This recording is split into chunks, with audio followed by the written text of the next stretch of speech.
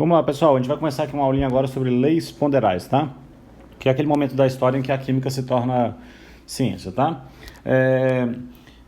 No primeiro momento eu vou para uma parte histórica, que é quando a química não é ciência ainda. São algumas concepções que surgiram à época, tá? Então vamos lá. Quem contribuiu de forma significativa na tentativa de tornar a química ciência foi o Stahl.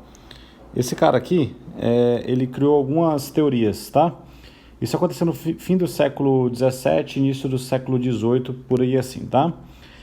Basicamente, esse camarada, ele fazia queimas, ok? Então ele trabalhava com queimas, então ele queimava os materiais, principalmente para ver o que acontecia com a massa, né?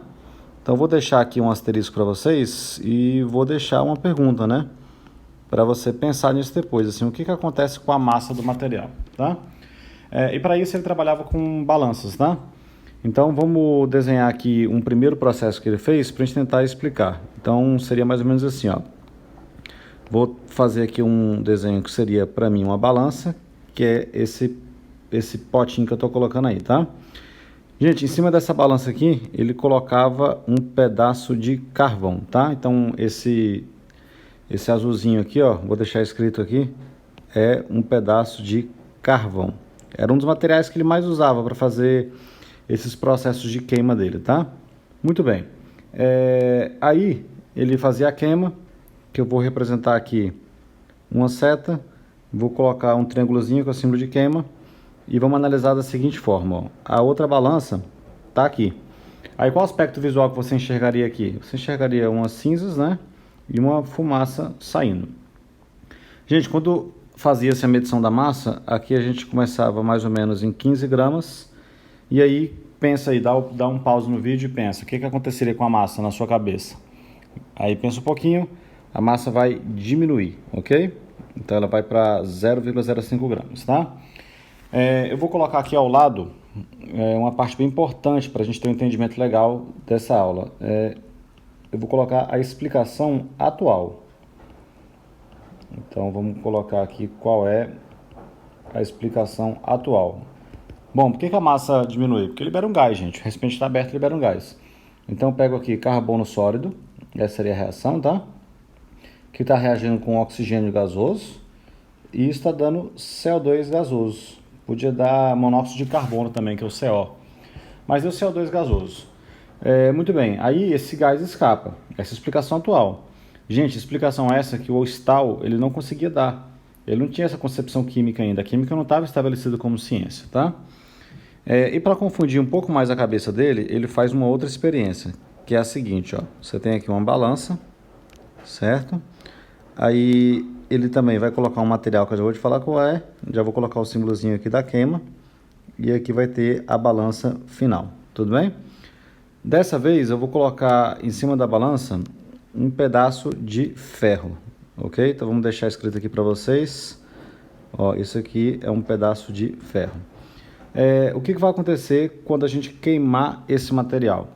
Aspecto visual, que nem eu falei antes. Então você vai ter aqui o pedaço de ferro e você vai enxergar umas manchinhas vermelhas nele, tudo bem? Beleza, o que significa essas manchinhas vermelhas?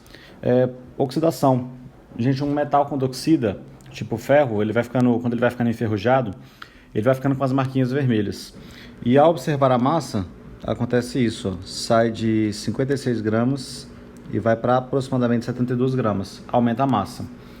Vem aqui do lado, ó, explicação atual, é isso, ó, eu pego ferro sólido, aí eu vou reagir com oxigênio gasoso, tá? E isso aqui vai dar um óxido, que uma das opções, tem outras, tá? É o ferro 2A3 sólido.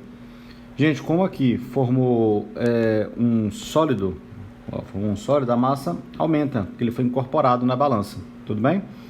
Mais uma vez, o Stahl não sabia dar essa explicação.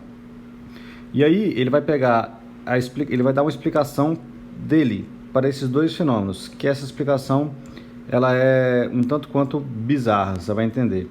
Ele cria uma teoria, que é uma teoria que ficou famosa quando a gente estuda a história da ciência, tá? Que a gente chama de teoria do flogisto, ok? Ou você pode também chamar de teoria do flogístico, Então você pode chamar de flogisto ou flogístico. E no que consistia essa teoria? Ela é basicamente, ele dizia que todo material continha o flogisto. E esse flogisto ele poderia ser incorporado ou ele poderia ser eliminado. E o que seria o flogisto em si? Tem várias concepções aí na história da ciência, mas as que eu li e são mais aceitas é que esse flogisto seria um ente imaterial. Gente, ente material é alguma coisa que, como pela palavra, né, que não seria palpável, né? Ele associava essa fumaça que saía aí do carvão como algo ruim. Então, ela deixava a reação, consequentemente a massa diminuía. E o ferro incorporava esse flogisto. Então, todas as queimas, todos os processos que aumentariam a massa ou diminuiriam a massa, seria ou pela perda do flogisto ou pelo ganho do flogístico. Tudo bem? Bom, esse papo não pode ir para frente, porque a gente não pode explicar ciência por nenhum aspecto místico. Tudo bem? Aí, agora, as coisas começam a esquentar um pouquinho mais, tá? A gente vai falar de um camarada que ele tenta romper com a teoria do flogístico. E é esse cara aqui, ó. Gente, esse cara é considerado um gênio da química, tá? Ele é o Lavoisier, tá? Gente, Lavoisier, ele é considerado o pai da química. Por que a gente considera o pai da química? Ele nasceu, ele colocou a química para funcionar como ciência, método científico, repetição de experiências e elaboração de teoria, tá? E então vai ser o seguinte, ó, o Lavoisier, eu vou até colocar essa informação aqui para vocês terem clareza disso, ó. Ele é o pai da química, sim? Esse camarada, ele desenvolve balanças fechadas, tá? Então, eu vou representar um processo que ele fez aqui, que seria mais ou menos assim, ó. Isso aqui seria uma balança. Essa balança ficou muito ruim, né? Deixa eu refazer ela. Pronto, isso aqui seria uma balança e ela está fechada, tá? E eu vou colocar aqui praticamente o mesmo processo, ó. Só que eu vou colocar o antes e o depois, tá? Então, vamos lá, setinha, para a gente representar a queima, tá? Gente, aqui dentro a gente tem um pedaço de carvão, tá? Vamos colocar escrito aqui dentro para que vocês saibam depois na hora de estudar. Então aqui tem o carvão e ele vai ter a queima. E essa balança ela está toda fechada, sim? Gente, aí o que vai acontecer quando a gente fizer essa queima? O que você vai enxergar aqui? O mesmo aspecto visual, as cinzas e a fumaça saindo. Acontece que quando a massa era medida, a gente media aqui cerca de 15 gramas e aqui 15 gramas. Aí o que o Lavoisier conclui? Assim, que na verdade não tem flogisto, não tem ente material que estava deixando a reação. Está acontecendo o que ele mesmo chamou de conservação das massas. Então ele estabelece a lei dele, que é a famosa lei da conservação das massas, que significa basicamente que em um recipiente fechado, né? Quando o recipiente está fechado, a soma das massas dos reagentes é igual à soma das massas dos produtos. Então não tinha flogisto, né? Aí eu vou colocar uma palavra, gente, que é muito importante. O Lavoisier acreditava nisso aqui, ó, que é uma recombinação de materiais. Os materiais se recombinavam. Basicamente o que estava ali nas cinzas e na fumaça era as mesmas coisas que estavam no carvão, só que de forma recombinada. Eles se recombinaram e, consequentemente, formando novos materiais, tá? Vamos colocar algo importante aqui. O Lavoisier indica para a gente o fim do flogisto, fim da teoria do flogisto, certo?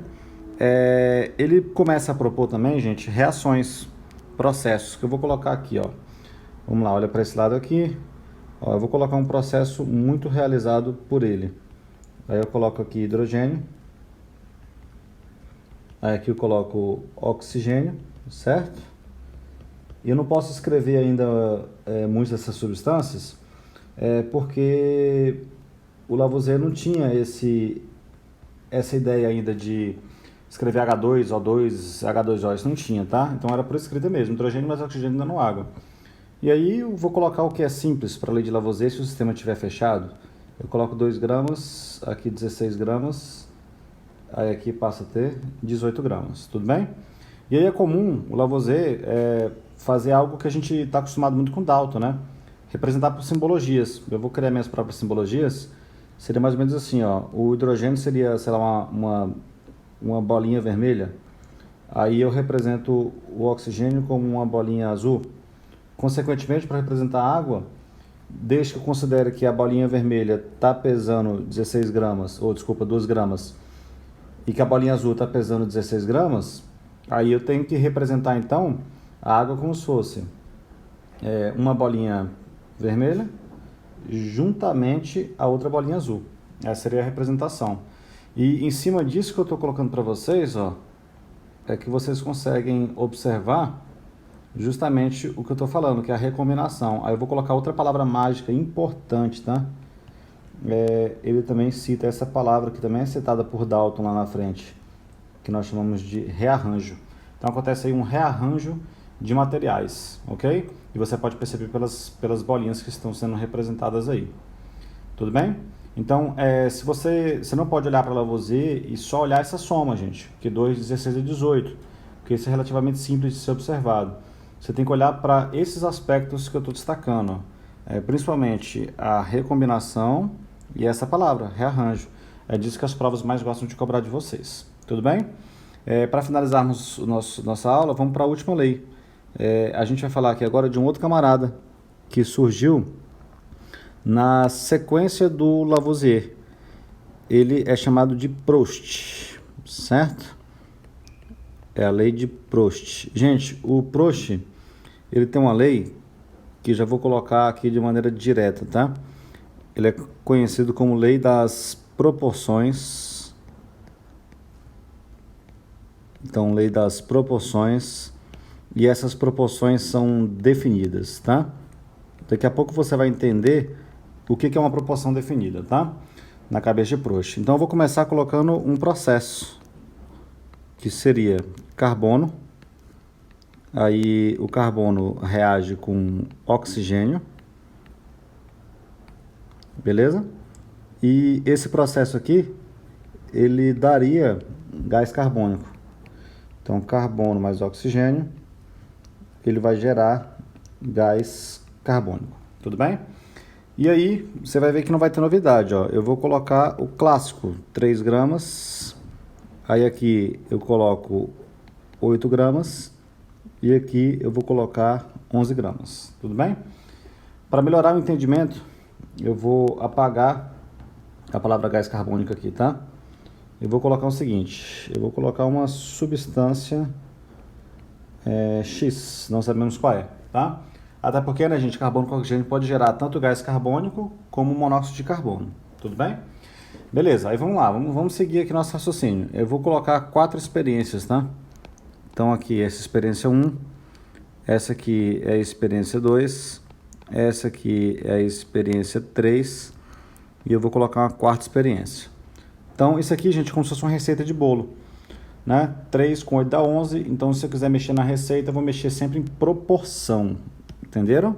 Então, ó, sempre mexendo em proporção, beleza? Então, vamos lá. Eu vou colocar 6 gramas, essa é uma proporção simples de ser observada.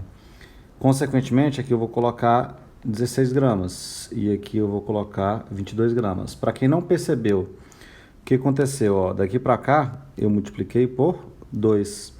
Daqui para cá, eu multipliquei por 2 também. E daqui para cá, eu multipliquei por 2. Tudo bem?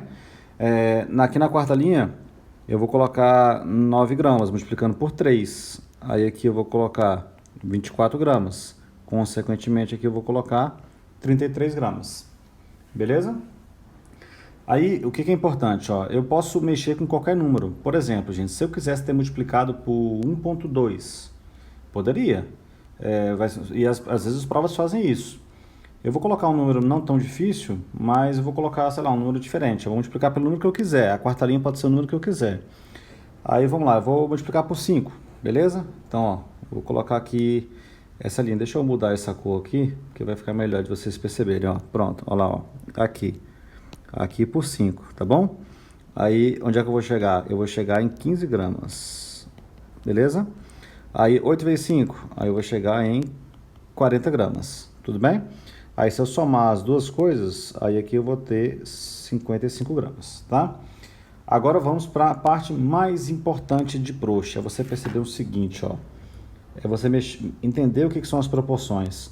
Gente, faz para o processo 1 C sobre O. O que é C sobre O? Carbono sobre oxigênio. Isso dá 3 sobre 8. Se você fizer a mesma coisa para o processo 2, carbono e oxigênio, vai dar 3 para 8 também. Se você mexer a mesma coisa aqui para essa, ó, aqui também vai dar 3 para 8.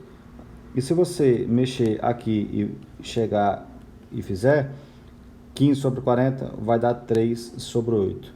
Onde quer que você vá e você encontre a substância X, a proporção entre carbono e oxigênio é 3 para 8.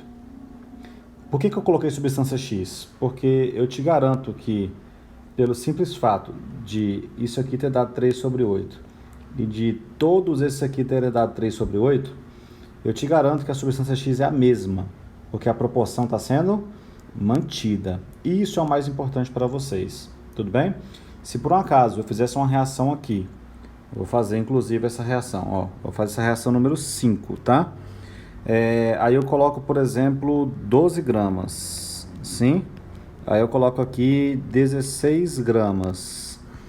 E aqui dá 28 gramas. Eu tô te garantindo que não tá sobrando nada, tá reagindo tudo. E você fizer a proporção de C para O aqui, isso é muito importante, preste atenção, ó. Isso é diferente de 3 sobre 8, beleza? Se isso é diferente de 3 sobre 8, isso é diferente da substância X, ok? Beleza, aí só como eu estou usando números que eu conheço aqui, gente, para fazer os processos e ensinar direitinho para vocês, ó, eu te adianto, isso aqui é o CO2, é o dióxido de carbono. Já a substância X, eu fiz os números já dando para ser o CO, que é o monóxido de carbono, mostrando para vocês que a proporção entre os elementos é diferente. Última observação, você pode fazer qualquer proporção que você queira, tá? Eu posso fazer, por exemplo, a proporção de 1 a 4 aí, de oxigênio para a substância X. Na reação 1, por exemplo, é de 8 para 11. Isso vai sendo mantido também em todos os processos, menos, claro, no processo 5, que está dando algo diferente de substância X. Tudo bem? Espero que vocês tenham entendido as leis ponderais. Elas serão primordiais para você conseguir entender os próximos momentos que a gente vai falar sobre os modelos atômicos. Beleza?